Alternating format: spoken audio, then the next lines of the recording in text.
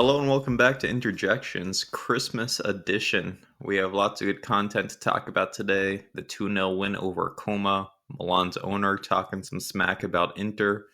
We'll look back to the Coppa Italia, so it's going to be a jam-packed episode. I'm your host, Andrew. We can complain about Lautaro unabated today. No Miko, Sterling standing in his place.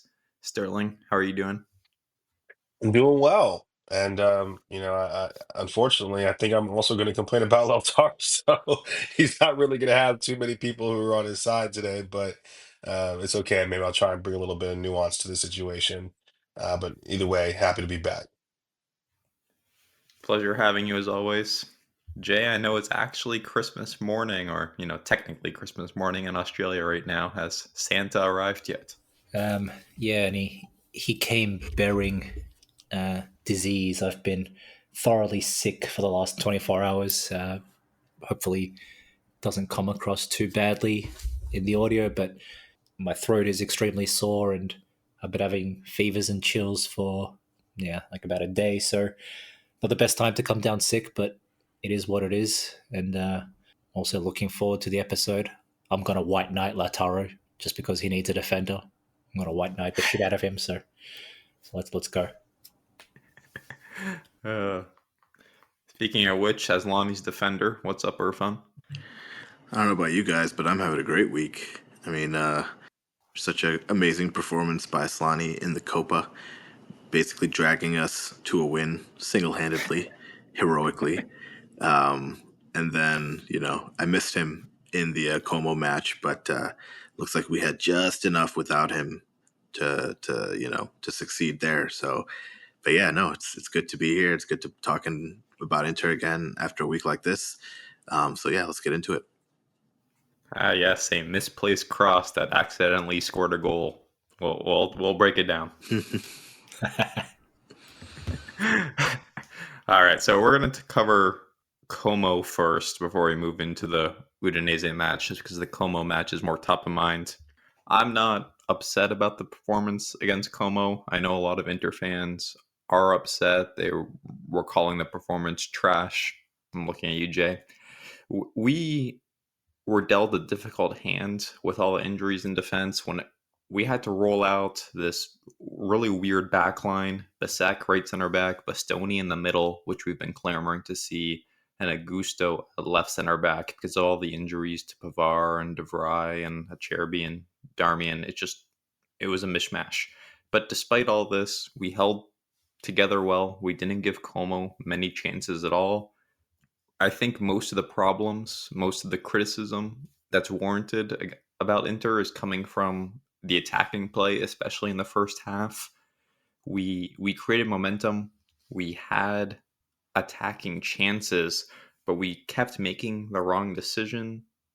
There's a bunch of meme moments online from all these failed back heel passes we were trying, and just overall poor choices in the final third. I can't remember when it was exactly, but DeMarco had Barella wide open for what would have been an easy goal. Instead, he tried a ill-fated shot with his right foot. The players were just a little too cavalier at the start of this match. They weren't taking it seriously enough. Like I said, back heel passes, just not making the right decision. And I think we just weren't taking Como seriously. But when you're playing in these matches against relegation sides, and you want to avoid the stage in the match where the doubt starts to creep in of, oh, are we going to even score a goal today? Are we, stuck here? Is this going to be a nail biter down to the 88th minute? And we avoided that because right out of the half, Augusto scores the free header off the corner. Looked beautiful, glancing off that full head of hair. And like I said, there are times when you're playing these lesser sides that you start to get antsy or worried the answer might not arrive, but we didn't have that. We scored the goal. We settled in. It erased all doubts. Como had a few dangerous chances after that, but there was never anything that had me worried. I felt confident we were going to win this game throughout. Augusto had a proper man of the match performance. As soon as he scored the goal, he had like a in the box clearance that broke up a clear goal scoring chance for Como. A fantastic intervention. And then the cherry on top of all this was just Thuram's rocket of a goal to end the match, which was one of the best finishes we've seen so far this year. So Sterling, what do you think of the match against Como? Are you upset with the style of the performance? Are you job well done? I mean, it's always easier in hindsight. I think during the first half, I was thoroughly underwhelmed. I felt like we were very sloppy. However, you have to say that even though we were a bit sloppy, we still created some very good opportunities. Particularly the one that Dumfries missed, I thought was a really good opportunity. We had two options there. Could have squared the ball to either Dumfries or Lautaro. They chose Dumfries. Dumfries should have worked the goalkeeper at a minimum and really should have scored that chance. There was also the chance where Lautaro had the ball, had a chance to play in Barella. He didn't play in Barella. Then obviously there's the DeMarco chance that you spoke about, which maybe was the most egregious. That one. Sometimes teams can be guilty of overplaying, and sometimes we are also guilty of overplaying. That pass had to be made. If you're on your weaker foot and you're DeMarco, you have Barella right there. I think you got to make that pass, and then that probably takes the pressure off of us even earlier, and then you start to look at the game even more differently. Um, this was a bit of an Interbell's performance, but that's the difference with this team and the team of last year compared to the team of 2 or 3 years ago is that this is probably a fixture where we would have dropped points a couple of years ago. It's a classic thing that we would do around Christmas time. We would feel very giving and want to give a team a point or three, and we're not that team anymore. And so there does need to be some balance in how we look at it. Was it a great performance? No, it wasn't a great performance, but this team is mature enough and good enough to beat a team like Como, who, let's be honest, Como showed up and they showed up to play. They saw an opportunity today to potentially try and get a point or three. Fabregas obviously had the team very up for this. Before the match, he was talking about how excited he was to play Inter because we're a top three team in the world. And you can see it in his team. And obviously, the fact that Nico Paz has been getting so much praise from the club in the last couple of weeks. Obviously, he played with a chip on his shoulder as well. He played with something to prove in terms of wanting to show why we are so interested in him, and he did have a good performance. So listen, it was a classic potential banana skin, but in the end, we did enough. I don't think that Como was ever going to score once we really decided that we were comfortable with just the 1-0. And then obviously we finish it off at the end there with that rocket from Thuram. So is it a performance that we're going to remember at the end of the year when we look back? No, but 3 points are 3 points. Yeah, and you can't blow every team out. You're going to have these tough affairs. We were at full strength yesterday in attack in the midfield, but we had a really deranged, like just replacement level back line. And I thought it was a professional performance when you don't really allow them to have many, if any, goal scoring chances, considering you're basically playing a converted wingback, Bastoni in a position he never plays, and Bisek, who's not the most technical defender. So I thought it was a professional performance and happy with the win, especially just because the teams we're competing against for the Scudetto keep winning. Jay, I know you were furious with the first half, so what's your take on the performance? Yeah, you summed it up pretty well. I thought the first half was very poor. The second half was a bit more exciting in that it was end to end, but overall, the quality of play was also quite low, very disjointed. Lots of mistakes from both sides, lots of fouls. Dumfries in particular was like a foul machine. It felt like any time he went near that Como left back, there was some coming together, resulting in a foul for Como. That was very frustrating. But it was as they say regarding Juve, it was a cortomuso. It was a performance where we basically grit our teeth and got through. It wasn't pretty, but we got the job done. And it's important to win when you're not playing well. if Mika was here, he would say, "We have to give credit to Como," in his suspiciously thick Soviet accent. I don't know how great Como were, to be honest. I just feel like you said we were cavalier, Andrew, but I just felt we were complacent rather than like overly ambitious or overly adventurous. I just thought we were kind of lazy in attack. Those like back heels that you mentioned, that was like the key kind of symptom of it. A couple of examples I could think of. Around about the 70th minute, Thuram put Lautaro through on goal, and feeling the slight whiff of air upon his bicep, he decided to go tumbling down to the ground for some reason. I don't know whether it's because he thought he wouldn't beat the defender for speed, which in itself is a ridiculous statement, or whether he didn't have confidence in himself to finish. That's another issue in itself. And then shortly after DiMarco had the ball on the overlap, there was one Como centre back surrounded by about four Inter bodies.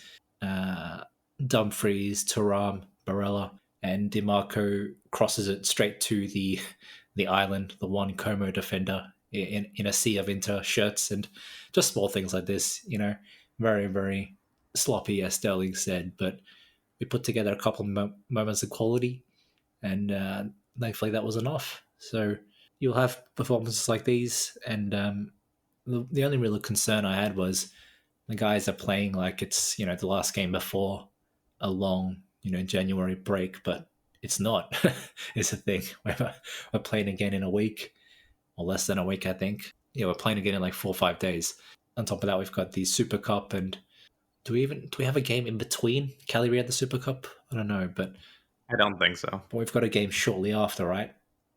I think it's Kyrie, and then you immediately go to the Super Cup for 2 matches. Well, in any instance, the games are coming thick and fast, and we can't be in holiday mode, essentially. The season's really only getting started right now, so hopefully the boys can squeeze in some rest here and there, and Inzaghi can find a way to rotate. But yeah, let's just happy to move past the Como game is what it comes down to for me. Yeah, and it's always been tradition in this league to not play, between the 23rd and New Year. You'd have a Christmas break. But with all these additional matches they keep throwing at you, from the Club World Cup to the Super Copa now being a tournament to the Champions League adding fixtures, I don't think they have a choice but to play some matches over the holiday break. Irfan, what do you think of the performance? I want to touch on Augusto a little bit if you want to talk about his man of the match performance. Yeah, I thought Augusto played really well. His goal was expertly taken, really, really well placed. He towered above basically everybody to slot that in. You could tell he was focused throughout the match. He played really well. He was active. He was running around. He was involved. You talked about the big defensive clearance that he had, which was awesome. He played really well, and he was comfortable in the spot where he's played a little bit, but he hasn't played often. So he played really well. I thought the defense, all things considered, played pretty well. They did give up a few big chances to Como. I really did not like Bastoni in the middle. I think we gave up way too much. I mean, I think he did a good job defending in the middle. I think Bisek and Augusto did a good job too, where they were. But I think we gave up too much in the attacking and build-up phase with Bastoni kind of glued to the center. I like it a lot better when he has a little bit more freedom to move up and play the auxiliary midfielder and play the auxiliary attacker role, which I don't think anyone in the world does better than him in his position. So I think we lost a lot by having him kind of fixed in the center. So I understand we had to do it because of injuries and things like that, but I would really much rather have Bisek in the middle than Bastoni in the middle on a go-forward basis if we were limited to this sort of personnel. But no, I think overall the performance was like you guys all said. I think it was good enough, but not great. Augusto's header was really good. We created, I thought, pretty well. The midfield did a good job. The goal, I think, was well deserved. Thuram's goal was incredible. Really, really well done, really well taken. Just the confidence and the ability to even get a shot like that off, I think, was refreshing to see. But again, I can't help but talk about Lautaro because, like Jay said, when he went down, when he was basically one-on-one, and he went down to try to fake a penalty, or fake like like a free kick or a penalty, whatever it was. I like completely lost my shit. Like I was infuriated because I just don't understand how any self-respecting striker would try to give up that opportunity where it's on his strong foot. He's like darting diagonally into like the box with the defender clearly beaten in a really good pass, and then he tries to go down. It was There's no it was confidence. just yeah, it was just symptomatic of like where he's at right now. And I keep thinking that you know we've seen him. I think maybe the difference between me and Jay, and I don't know Andrew Sterling where you guys are, but like I don't think Lautaro is like garbage. I think he's in really bad form right now, but he's shown over the years that he's a very capable striker. But he does have these droughts. But right now. I just everything about him is irritating me because whenever we score a goal, the first thing that comes into my head is why do we not have a star striker who's capable of scoring this goal? I don't think he would have scored the Augusto goal. I think he wouldn't have scored that off of a header. And I don't think he would have scored the thuram goal. There's no chance in hell. And the fact that he can't do those things and how limited he is when he's not scoring those like kind of poachers chances, or when he's not scoring when he's being set up, it just makes me really mad. He also had a couple of like really bad decisions. I know you guys talked about a few of them, but even throughout the match, like if you're talking about like his pressing and playmaking abilities, like fine, he did pressing fine, but like he made a lot of bad decisions otherwise too. It wasn't just that he didn't score. So I don't know. I'm really, really frustrated with him, and I know a lot of Inter fans are, but This is I the worst can't. he's been. Yeah, I can't figure it out. If you This guys is have, in an Inter yeah, jersey. This is his worst period by far. I mean, he's been here. God, I don't know how many years now. Probably what, 6 years or so. And he's never had a period that has been as bad as the one that he's in right now. I know he's had some droughts before. He is a streaky player. There's no doubt about that. But even when he's been in droughts before, the all around play I feel like has been better. This has been pretty poor, I would say, from him. He has been involved in some buildup.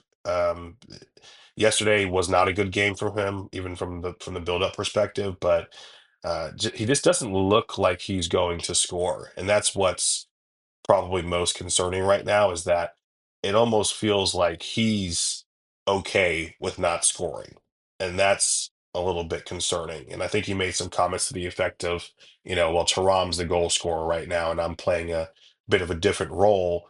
And like, that's not okay. You are the goal scorer. You're both the goal scorers, and we need your goals 100%.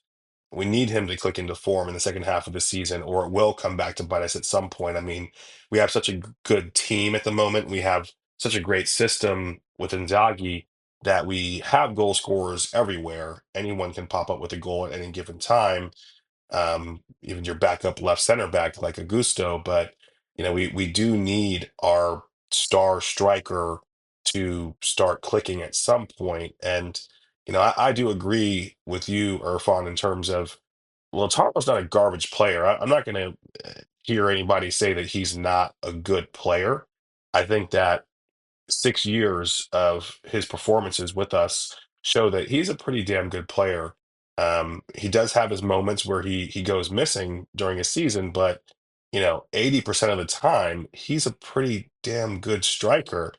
And it's just very weird the way that he started this season. I think we've given him every excuse in the book. I've given him every excuse in terms of, hey, he had a long Copa America. He wasn't obviously fit when he showed up. We threw him in a little too soon. All that stuff's true. But what's also true is that, it's late December. We're about to be in the new year here. And I think he has 5 goals in all competitions. Whereas last year, this around this time, he had 17 goals in all competition. That's insane. That is not sustainable. You're on track to what, maybe have 10 goals in all competitions this year after having over 30 last season. That's not okay. And there's no amount of summer competition that can give you an excuse for the way that you're performing at the moment. There probably is something physical going on there, certainly, but it's obviously mental. There's something going on there mentally. I don't know if it's the Ballon d'Or thing. I think that certainly has something to do with it. Because the weird thing with Lautaro is it seems like sometimes when he gets a little bit too much praise, that's when these things start to happen. I remember maybe his second worst time in an Inter jersey was around the time that he got linked to Barcelona for the first time. And all of a sudden, he was getting a lot of praise, and it looked like he was going to go to Barcelona and be the star striker and link up with Messi and all this stuff. And then all of a sudden, he just stopped scoring goals for a couple of months. And so there seems to be this weird thing with him where when he starts to get too much praise internationally, all of a sudden he starts to go into these weird slumps. And I don't know when he's going to get out of this one. It seems like, Inzaghi's trying to play him and play him and play him, hoping that he's going to score a goal. And I mean, you saw against Udinese in Coppa Italia that chance that he missed. I mean, it's starting to get a little bit embarrassing. It's starting to get a little bit laughable. So we do need him. We do have to play him. Whether or not you want to give him some more rest, I'd be okay with that. Maybe don't start him against Calgary. That's completely fine with me. But we do have to find a way to get this guy back to even three-fourths of the form that he was at, or three-fourths of the player that he was last season, if we realistically want to compete for both the Scudetto and the Champions League. On the topic of forwards, can I just say I'm deeply unhappy with the way Inzaghi has treated this Correa situation. I mean, look, I don't want to put too much value in this Correa resurrection. After all, it was only one game, and realistically, barring some crazy miracles, it's not going to change the trajectory of his Inter career. He's still going to go down as a massive, expensive flop, and he'll still leave the club at the end of the season. But I don't want to take away from Correa either, because that performance was magnitudes, like tiers above anything we've seen from Arnautovic or Taremi during their time at this club, maybe even Lautaro in the last 6 months. And for Correa to basically get no game time after that, I think is just such bad management of. I mean, at the end of the day, it just comes down to this: you unexpectedly struck gold. Why not just dig and see where it goes? I think he was a doubt for this game, though. I do believe that he Yeah, he got This hurt. game, some this type of game I heard injury. he was. Yeah, this game I heard he picked up a little bit of a knock, but he didn't play against Udinese either. Like, why did he not start that game? Yes, there was the Fiorentina game, which was obviously abandoned due to Bove's emergency, but there's been some bad luck as well involved. But in between the Verona game and now, a month has passed. Over a month has passed, and Correa has played 20 minutes since this random man of the match performance. And again, I stress the performance was good enough where it kind of demands your respect, where it makes you say, wow, shit, like that's good enough where I actually want to see, more of this guy. And this is coming from a major Korea hater whose general stance to the player is, I don't care what he does. I'm not getting fooled by this guy. I just want him gone. But yeah, he just hasn't had any game time since then, which I think has been just idiotic. Should have started the Udinese match. This game I can understand, but It's a fair point. He should definitely be getting minutes over Arnautovic. There's no doubt about that. Um, one thing I did want to ask you guys about to get your opinions on, in regards to Carlos Augusto, who did put in a man of the match performance yesterday. Do you guys think he's better as a left center back than as a left wing back? Because I personally am starting to think that that's a better position for him. I like Augusto as a player. I'll be honest, I don't love him. I think that he's certainly got grinta. He's a willing runner. Finally, the goals have shown up because when we signed him, obviously one of the reasons why we were excited was because he scored so many goals at Monza. He really has struggled to score goals here. Obviously, that's hopefully changed now. But his touch sometimes drives me absolutely crazy. I honestly genuinely think that he may have a worse touch than Dumfries. And I know that that sounds blasphemous, but really, sometimes his first touch can be god awful, invites pressure. He's closed down very quickly. I think that we can kind of work with that better when he's at left center back than when he's at left wing back. And I think that he is a good enough defender to play at left center back primarily. And I also do think that that was probably the plan initially until Buchanan got hurt. I think that we were going to play Buchanan as a backup left wing back for DeMarco, and we probably weren't going to sign Palacios. So I was just curious, what are your guys' thoughts? Do you think he's better as a left center back or better as a left wing back? Despite the fact he has scored 2 goals the past 2 games, Augusto is a limited attacking player. He doesn't offer a ton. He's not very fast. His crossing is not nearly as good as someone like DeMarcos. And whenever we play Augusto at left wing back and Darmian at right wing back, which we've done a few times this year, the attack is toothless. You're not getting enough pace. You're not getting enough creativity from the wings. So I think your point definitely has merit, Sterling. I'm not entirely convinced by Augusto as a straight defender at left center back, but I will say where this is helpful is we have a very slow team, especially in defense. So putting a converted wingback at center back sometimes, it just helps give you that extra coverage when you're tracking back, when you're caught out on the counter. That frankly, Bastoni does not have that pace. Cherby and DeVry obviously do not have that pace. The problem is Buchanan is a non-entity at left wing back. What we can talk about his performance in the Copa, which was horrible. I don't think we have anything with Buchanan. So if you put Augusto as a full-time left center back, you're on the market for a wing back again. And I just don't know if that's going to happen under Oak Tree. But I think you might be onto something that Augusto's better position is shaping up to be left center back. What do you think, Irfan? Yeah, I think that's probably true as well. And I think your point about Buchanan is probably what ends up kind of tilting the scales towards him playing more, at that position. So I think Buchanan, I'm still not as like negative on Buchanan as maybe you are. But it is interesting to see kind of what they think the plan is with respect to left wing back outside of DeMarco, because I do think it's a pretty open kind of question mark. I like Augusto as a player. I agree with the speed aspect, especially. I think it definitely helps that he's a little fast playing in that role. So I don't know. It's a good question, but my view kind of is that like I'd like to see him just on the pitch, whether it's at left wing back or left center back. I think he's played well enough to earn some more playing time, even if it's as an early sub. So I'd like to see him play more because kind of like what we had with Fratesi maybe last year or the year before.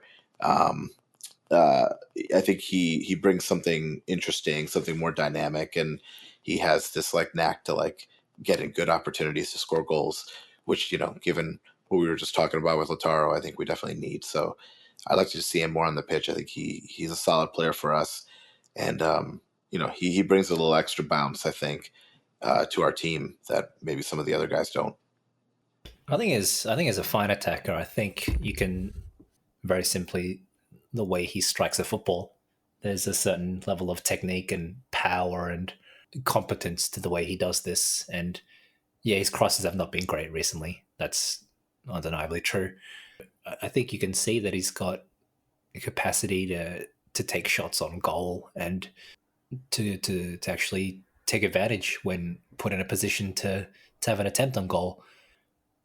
As far as his best position goes, it's a hard one. I still think wingback is probably his best position. He's definitely more of like in some ways, more of a more technical Dumfries. I don't agree with the notion that his touch is worse than Dumfries. If anything, I think the fact that he's probably not used to playing out the back as part of a back three is kind of what exacerbates that, rather than him being like a inherently clumsy or non-technical player. So to that end, I definitely think, yeah, preferable as a very kind of industrious workhorse type left back, running tirelessly up and down the flank. And to that end, I guess he's a bit bulkier than DeMarco, for example. So there's a bit more aerial prowess there, a bit more likeliness to win headers, bit stronger defensively, won't get pushed over, will win more physical duels than someone like DeMarco or Buchanan, who's just like very thin, just looks very weak in general. So yeah, I like this player a lot. I think he's a great rotation player, great piece to have in the squad, and yeah, I would. It's a tough situation we're in given the injury kind of crisis at the back. And I have to ask why we don't give like a proper debut to Palacios. Like 7 million spent on this guy, 7.5 million, 21 years old. He's not some 17-year-old kid. And even if he was, there are other teams using 17, 18-year-old kids far more often than we would ever use like a 21, 22-year-old. So surely now's the time to get 20, 30 minutes out of Palacios here and there. Otherwise, we run the risk of burning out the existing defenders. And I personally don't like Bisek in the middle as much as I like the idea of it. When I watch him play in the middle, there's just like small things I notice. His touches on the ball when he's like moving it left and right and trying to just maneuver around his area. His touches are just like ever so slightly too long. It just gives me the impression someone like De Vrij is a lot more in control of that distributing role. De Vrij understands that kind of component of his central centre-back role a lot better than Bisek does. I think Bisek just kind of interprets it as the same as his RCB role, just in the middle of the pitch, and I don't think that's quite right, and he needs experience. So ultimately, I'd like to see Palacios get some more time. Bit of a sidetrack there, but Yeah, and maybe we can use this as a segue to talking about the Coppa Italia, because that would have been a prime opportunity to play Palacios. I know it came on late, but it was an opportunity for us to play some of these other younger players who Inzaghi does not do a good enough job finding minutes for. The headline for the match that people were looking forward to seeing was Martinez. We previewed that a little on the podcast. Unfortunately, he didn't have enough chances to really make his mark. Udinese were toothless in attack. So aside, there was nothing Martinez did that was exceptional because he wasn't called upon.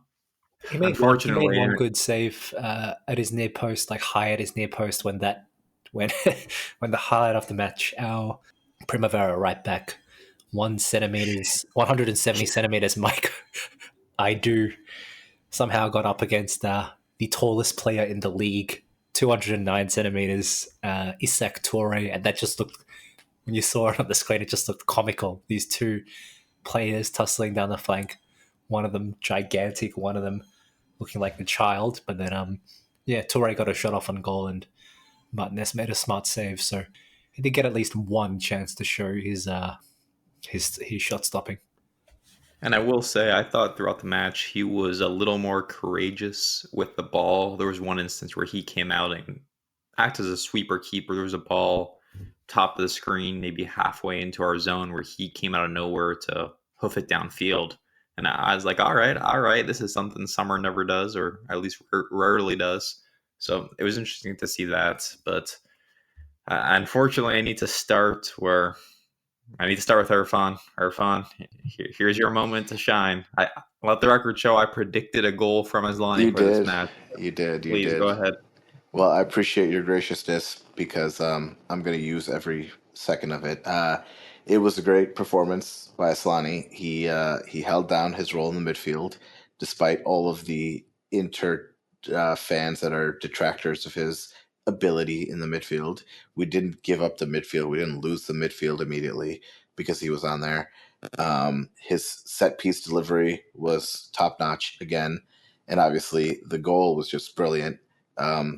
Definitely planned and executed, even though he's so humble. He said it was luck at the end, but still, very well taken. Not a lot of people have the technical ability to score directly from a corner, so you can add him to the list of maybe very few players who are able to do that. So you got to give him his credit there. And then, in general, I thought the performance was a good performance. I think Udinese were, like you said, pretty toothless. I thought Martinez did a pretty good job in goal. He looked fine. He looked confident. Like when you have a backup like that and he's barely played, what you're really looking for is just to make sure that he seems confident and he's not making a lot of blunders. Like, we don't really need him to like stand on his head in a lot of ways, but we do need him to be like a competent backup and don't do, the sort of stuff that the goalkeeper that will not be named has done for us in the past. So I think it's important that he does get some more minutes. He could build off of his debut and get some more playing time, hopefully, and maybe in a rotational role, but whatever. I think he's earned enough to go out and give Summer a little bit of rest here and there. So hopefully we'll continue to see more of him. That Adu thing was hilarious because it did remind me of Ivan Cordoba versus like Peter Crouch or something back in the day. Just hilarious, meme level, instances. But overall, I thought, yeah, the performance was fine. It was like a very professional sort of performance. I'm not going to say it's cagey, like we've been saying about every match, like forever. And I think overall, we played well. We played well enough. I was glad to see that Inzaghi had some rotation. I was really worried that he was going to go with like a full starting lineup. So I was glad to see the rotation. Arnautovic's goal was also very nice.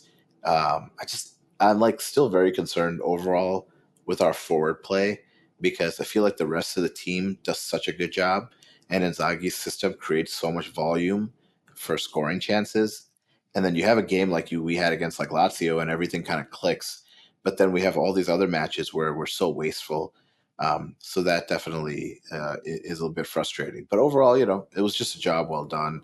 And as much as I kind of gloat about Aslani's performance, the team played well enough to kind of go on to the next round, and that's all you can really expect at that point. I think my number one takeaway from this match was that Taremi is just not going to score goals. He's just never going to uh, get it in the back of the net. He's obviously on the same Kool-Aid that Lautaro is on at the moment. No, in all seriousness, I think that he's been playing decently enough for us in terms of the build-up play. But yeah, he had that chance when he was through on goal and is like, man, if you're ever gonna score, like this is your chance to score. And maybe it's one of those where he had too much time to think about it. That certainly happens to strikers, but man, when that thing hit the post and went out, I just know it crushed his soul.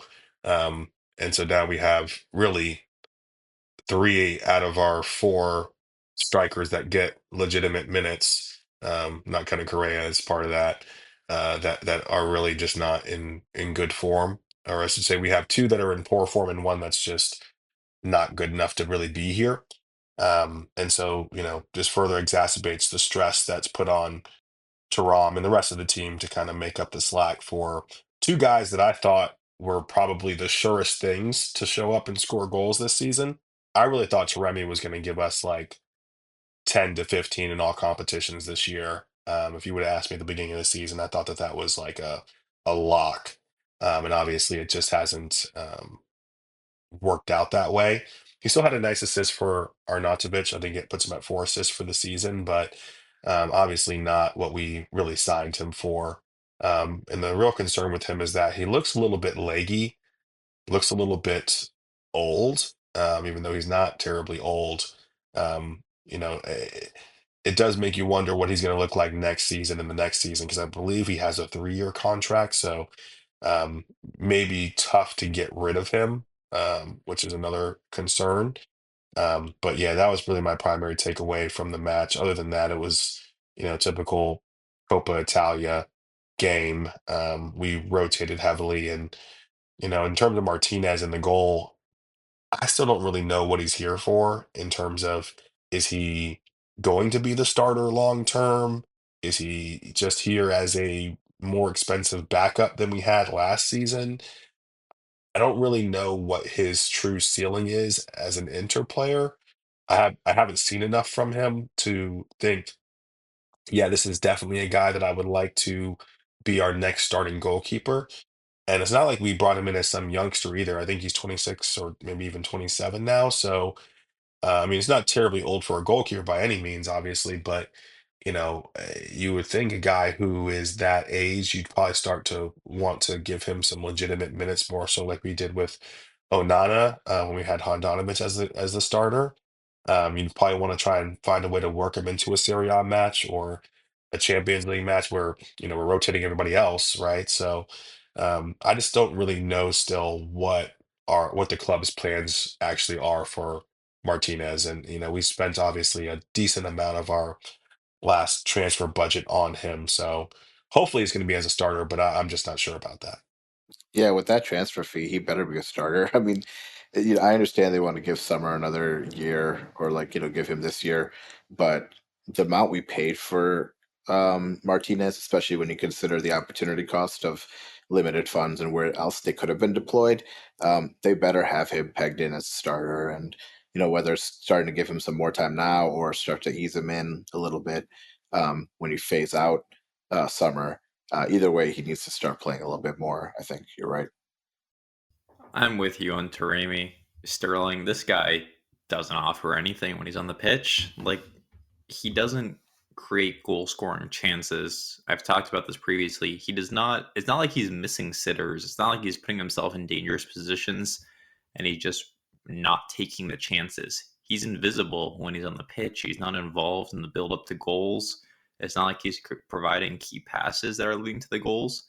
This guy is, all he does is run hard and press. He doesn't offer any goal scoring capabilities. And this was the concern we had when we bought him or when we brought him in as a free transfer from Porto, because his goal scoring metrics all fell off a cliff last season. And there's nothing he's showing us that's convincing me that this trend is going to turn around. And Jay was talking about earlier about, hey, Correa deserves more playing time based on the man of the match performance he had against Verona. And when you look at our attack, when you look at Lautaro struggling so much, a big part of it is that we have so little contributions off the bench between Arnautovic, Taremi, and once again Correa. You just don't have anything of value, and it means you don't really have a choice but to keep playing Lautaro and hoping he figures this out. I guess I'll give Arnautovic reluctant credit for the goal. He did a good job beating our alleged transfer target Bijol to slot that one in, I think, with his left foot. So good for him, but that's not changing my view on Arnautovic as a player. And honestly, I'll be shocked the next time Taremi scores a goal, because once again, he has not come close to scoring a goal in months.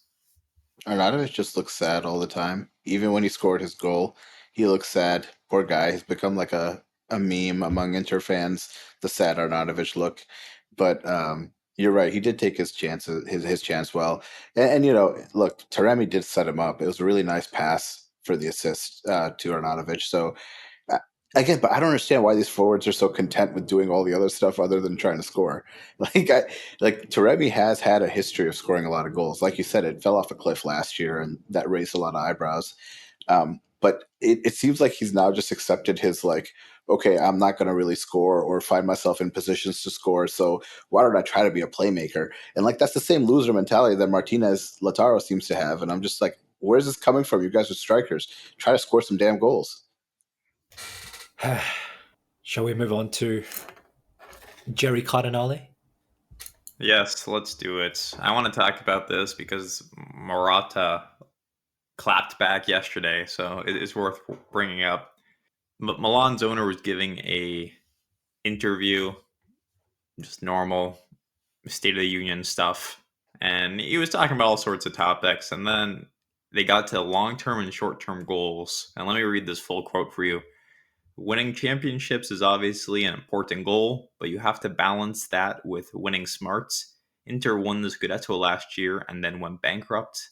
Is that really what we want? And then he went on to talk about how fans want it to be the Italian championship every year.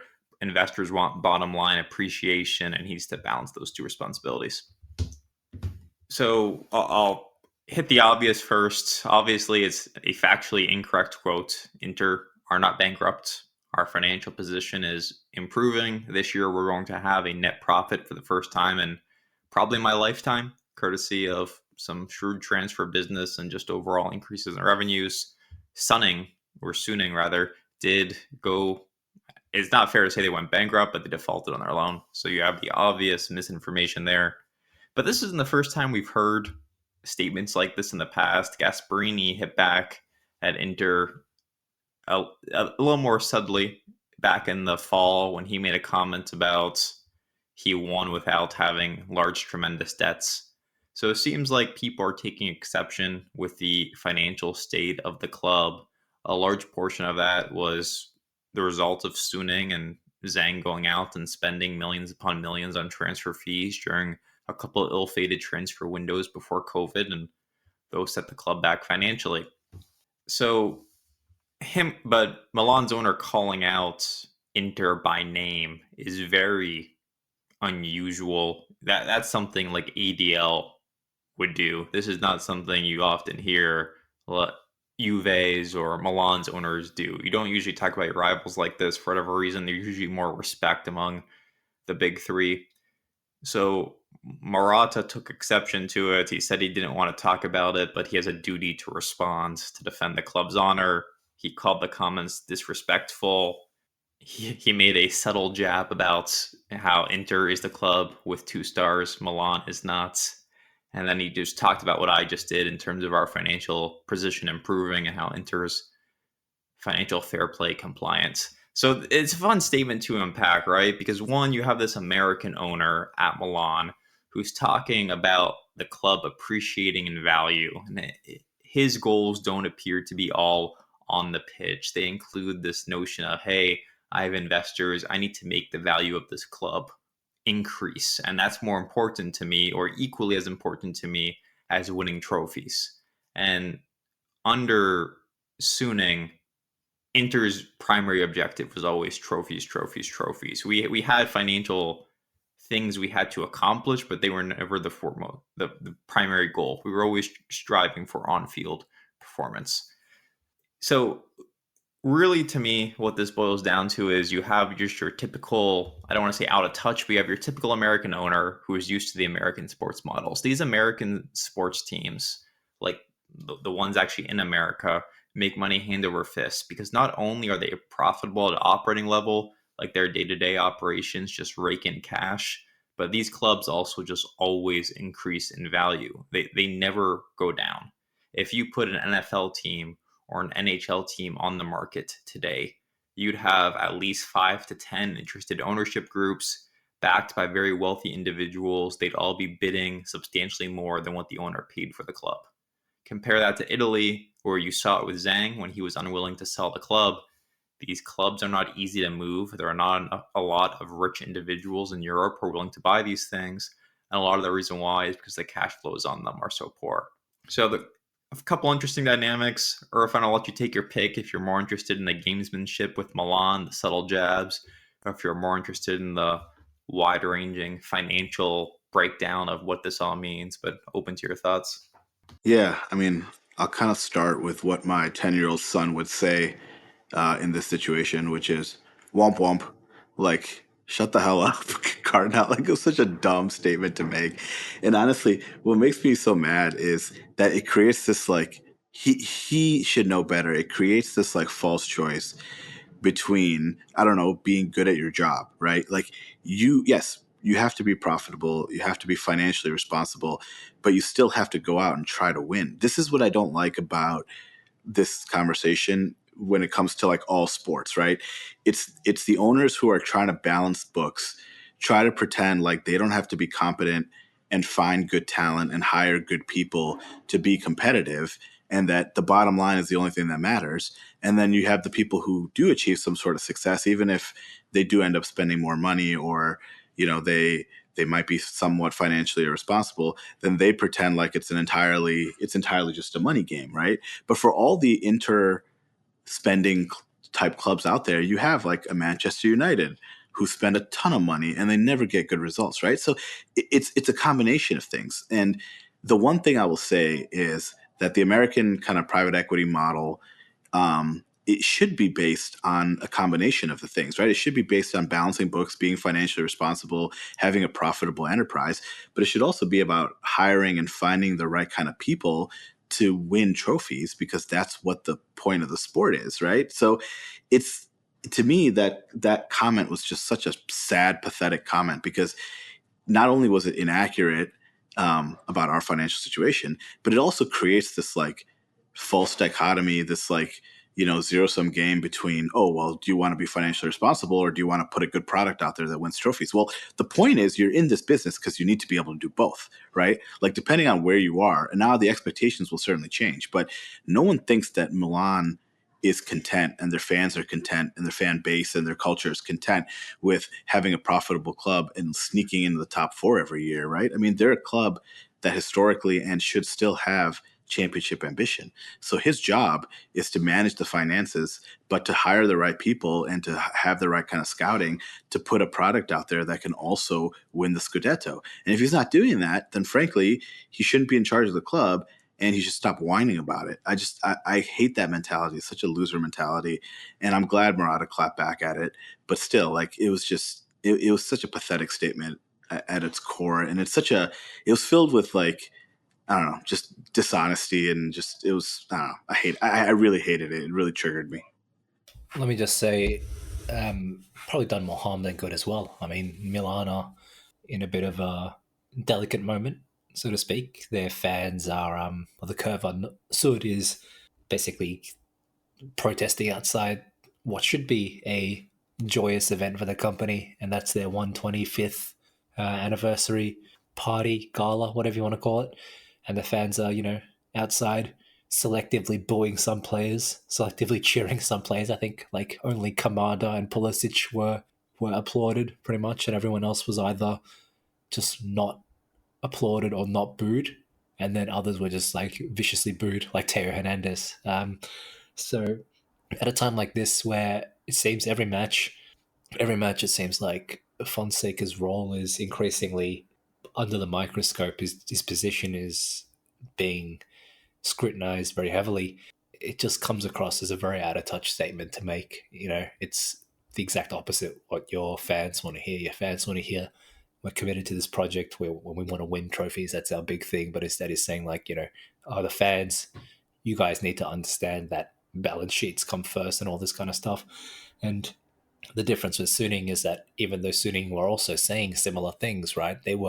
Suning were not only saying that, they were saying we want to win trophies and do this at the same time. And to their credit, they actually did. So yeah, it just came across as like a ludicrously out of touch statement to me, and one that is not going to get him any favor or any Milan fans are not looking at the statement going, haha, he took it to Inter. Yeah, he showed those Inter bastards and put them in their place. If anything, they're going to be looking at that going, what is this guy talking about? What an embarrassing statement. At least Inter have won. As you mentioned, Irfan, that's what it's about. So, yeah, a very just poor statement all around. This shows a stunning lack of awareness and knowledge from the owner and about where they really are and what the situation is currently with your biggest rival, one of your biggest rivals. This isn't an American election. You can't just speak in half truths. People will actually realize it and call it out. So I think it's just shows how out of touch he actually is with what's going on with his club that he owns in the situation with where a lot of clubs are realistically in Italy and across Europe. Because as mentioned previously, it's just a factually incorrect statement. But I think the main takeaway as an Inter fan is really even though we haven't really seen exactly what Oak Tree is going to bring to the table as ownership yet, we need to be extremely grateful for the fact that we have someone like Morata at the club who is making the decisions on a day-to-day basis, because it's so easy to do what these other clubs are doing in terms of just making excuses and saying, hey, we didn't win. Yeah, we got third place, but look at the books. Man, we balanced the hell out of those books this year, guys. Like, shouldn't we be super happy about the fact that we're financially stable? Whereas with Morata, we've taken we've done both, really. We've said, hey, yeah, there are certainly some things that we need to get in check financially, and we've been able to do that while at the same time, not once have I heard Morata say there's any excuse for us not to perform on the pitch. It's always been, yes, we have to do some things off the pitch, but on the pitch, the standard is the same, and the expectation is the same. And I think we're really lucky to have management that thinks that way and puts that type of mentality into the club, because really, at the end of the day, we are fans of Inter, the football club, not fans of Inter, the company, or the conglomerate, or any of that stuff. We're not in this to build shareholder value. We're in this to win trophies and enjoy watching our team play football. And we get that with Inter, while at the same time, obviously being more fiscally responsible now than we were previously. And listen, I do take it as a victory that we are going to turn a small profit this year, but I wouldn't trade it for a victory on the pitch. I wouldn't trade it for a trophy. So that's my thoughts on it. Marotta and Arcilio, these guys are football people, and the difference is that Cardinale is not. And you can't underestimate the importance of that kind of cultural awareness. Everyone knows Italy is a fucking mental asylum, and to operate within that mental asylum takes experience. It takes savvy business acumen. It takes a cultural awareness, and it takes a certain understanding of the football environment as well. And as you mentioned, Marotta is probably the best at that in the country right now. I don't know who's going to be the next kind of up and coming Marotta. I know they were previously talking about people like Giuntoli or whatever, but realistically, I don't think anyone comes close to Marotta right now. So, yeah, you are right that we're very lucky to have someone so knowledgeable on our side, and ultimately it shows what Milan lack. Furlani is not that, and Cardinale especially is not that. Zhang at least had the good sense to just basically shut up and just let Marotta do everything. So, yeah, some interesting parallels there. So we Yeah, and touch really quickly on any potential January transfers, Nico Paz, and what we think about his performance, but also how much the club's been speaking about him. You guys want to touch on that real quick? sure. So Nico Paz is ultimately signing him is going to require some sort of consent from Real Madrid. They have buyback options on him from Como for like the next 3 years. They gave him to Como at a pretty good deal. As a result, they control his future. So if we want him, we're going to have to go through Real. Zanetti was scouting this guy in the stands. He seems to be a natural Mkhitaryan type replacement. I guess you could also try playing him as like a supporting striker, but when I watch him play, I think, okay, this is a guy who could be our ball carrying midfielder, maybe not offering as much as you want defensively, but we always talk about when Mkhitaryan's on the pitch, this is a guy who can pick up the ball, dribble it, and help link the attack to the defense. So I think there's something there. I'm really concerned about price tags. We don't have a lot of money. I've been cautiously optimistic about Oak Tree talking about a change in approach. They're more interested in, they'll spend 25 million on a player if it means they get someone on slightly lower wages. And Nico Paz seems to fit that build. He's on the younger side. I don't know what Real would want for him, but if you can pay this guy half of what a Hakan makes, half of what a thuram makes from a wage standpoint, that put him in the lower end of our squad. That puts him in for Tazy territory, and then you've got an affordable player who can be a big part of the future. So I like what I've seen from him. But I'll be honest, Sterling, if we're talking about making a signing in January, to me it needs to be a center back. We don't know what's going on with the Cherby. De Vrij has been great. Nico Paz is a poor man's Samardzic. There, I said it. Yeah, I I don't don't agree with disagree with that. that. And obviously, some are. I, I don't I agree think with that a poor he man's, looks. but I agree Yeah, with I don't think defending poor the man's. player That's a mold. bit much. I don't agree with poor Jay man's, just but I drops a think bomb and just runs away. I love it. Now we're over here arguing about whether he's a poor man's Samardzic, which is insane because the kid's like 19 or maybe he's 20 now. I think it's He 20, but was it's the he's archetype 20. of the player is the same. Yes and no. I don't think. To me, he looks more like Decathlare when I watch him play than he looks like Samardzic. Um, he's obviously a bigger build than Samardzic is. I don't think he's nearly as good on the dribble from what I've seen. Looks very technically sound, but he doesn't really strike me as a real dribbler. And even in that way, I don't know that he's necessarily a true Mkhitaryan replacement because Mkhitaryan can really burst through the midfield. I haven't seen that from Nico Paz yet. I mean, he is again, he's super young, so it's always tough when you're talking about somebody who is 20 and you're trying to extrapolate out what they could become. I mean, guys look vastly different at 27, 28 than they do when they're 20. If they're getting minutes consistently, I mean, they can be a night and day player in comparison to what they were earlier in the career. I mean, case in point, look at someone like Çalhanoğlu, for example, where he was a scrawny attacking midfielder in his early 20s in Germany that had a great free kick on him. But really, his overall game wasn't anything to really write home about. Then obviously, he goes to Milan, kind of has fits and starts, comes to us and is good, but he's playing as a left center mid.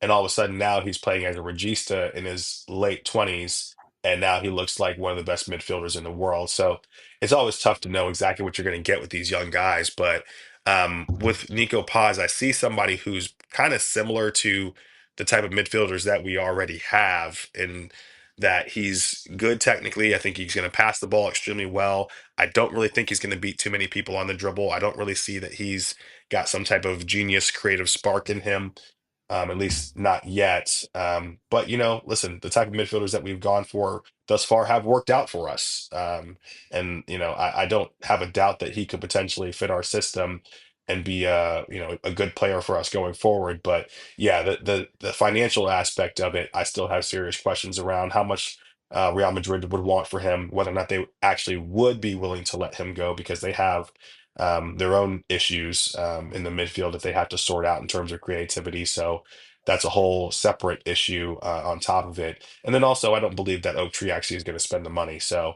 at the end of the day, it might just be us flirting with them for no apparent reason. But yeah, I don't think it's fair to say that he's a poor man, some Arsteds.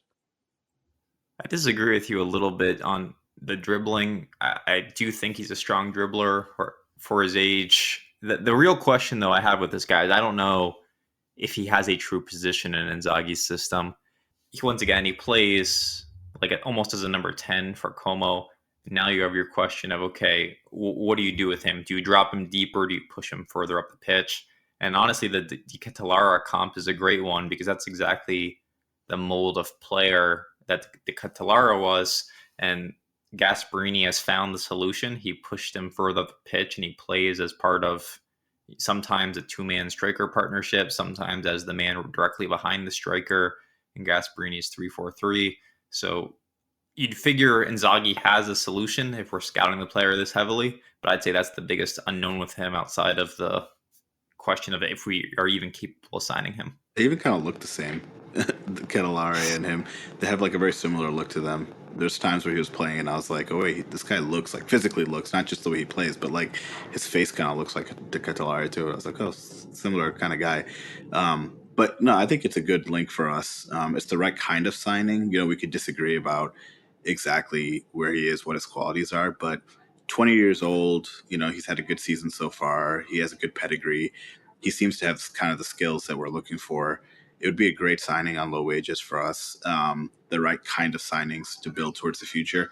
The other guy that I know we were linked with a little bit, who I think is in a similar boat, is that Castro at Bologna, who's also 20 years old, and he has like a similar sort of profile in that the age and the wage makes sense. So either of those or both of those would be good signings, in my opinion. Okay, well, I'm going to have to go here, but let's play a would you rather game. I'm going to give you three options. You get to sign one in January for fair market value. Which one do you pick? Do you take, and these are all like investments for the future, would you take Nico Paz? Would you take an unnamed center back? Or would you take Jonathan David? Once again, assuming none of these players are going to play for us until the start of next season. Jay, which of the three are you taking? Probably not Jonathan David, to be honest. I know he's scoring and he's a lot more kind of proven than any of these guys. But look, if gambling has taught me anything, you got to chase the exciting unknowns for the thrill of the hunt. So I would either gamble on Paz or the random draw centre back. That's exciting. You don't know what you're going to get. What could be better, right? Speaking of centre backs, I know you were just about to mention getting a centre back in January before we went on this whole Nico Paz kind of side tangent. But is there any? I mean, surely there's got to be some, run of the mill, 30-ish-year-old kind of proven Serie A centre back that we can just draft in on a dry loan. I understand that the economics are not always super favourable, but at the same time, I think given the kind of ballpark or scope is so low that even if it's a bit, overpriced, it's still negligible enough to make it worth it. And I don't see why we don't pursue this option more often, because other clubs will take dry loans, simple dry loan where a player goes back to their club at the end of the season, but we seem not to want to do this. I don't know if it's, and again, I suspect there's something to do with our books or the way we handle our finances, but Cheeky Skriniar loan?